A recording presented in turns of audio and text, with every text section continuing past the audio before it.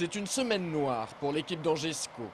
Après Caen et Brest, les hommes de Jean-Louis Garcia ont enregistré leur 3e défaite en moins de 8 jours. Vendredi soir dernier, les scoïstes se sont inclinés 1-0 sur la pelouse de Vannes.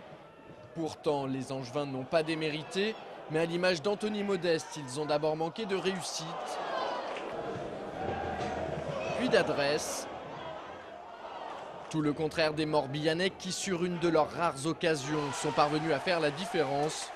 Malgré 3 revers consécutifs et une 15e place au classement, l'entraîneur du SCO n'est pas plus inquiet que ça.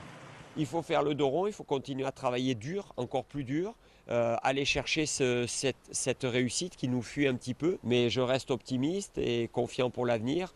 Il ne faut surtout pas céder à la panique ou à la sinistrose. Si on continue à faire des matchs de cet acabit, on va prendre des points, c'est une évidence.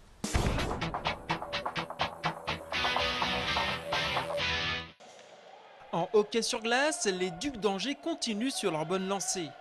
Toujours invaincus en Ligue Magnus, les hockeyeurs angevins ont clos la semaine avec une 7e victoire consécutive contre l'équipe de Mont-Blanc.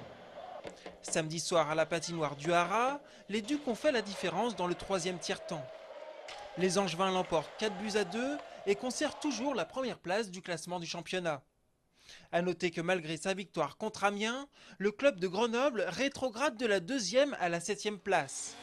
Les brûleurs de loups ont été sanctionnés par la Fédération française de hockey sur glace pour avoir présenté un bilan comptable erroné.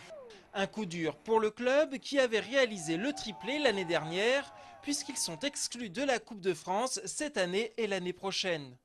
Ils se sont également vus retirer 6 points au classement de la Ligue Magnus. Le club de Mont-Blanc, adversaire du week-end des Ducs, est lui aussi sanctionné pour les mêmes raisons et perd 2 points au classement. En revanche, tout va bien pour les Angevins qui vont pouvoir profiter de quelques jours de repos avant de reprendre la compétition.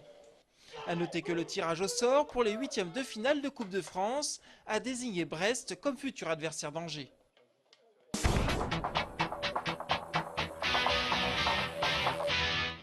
En basket, l'Union féminine d'Angers fait un début de saison remarquable.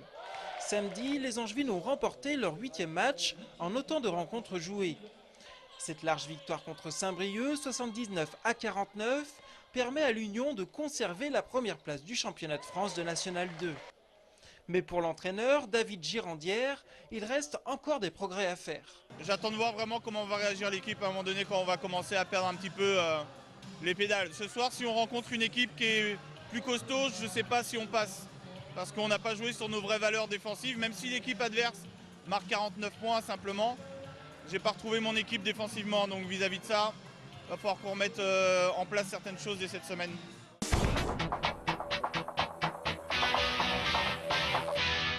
Pour terminer ce Sport News, 2 autres résultats de basket, en National 1 masculine cette fois-ci.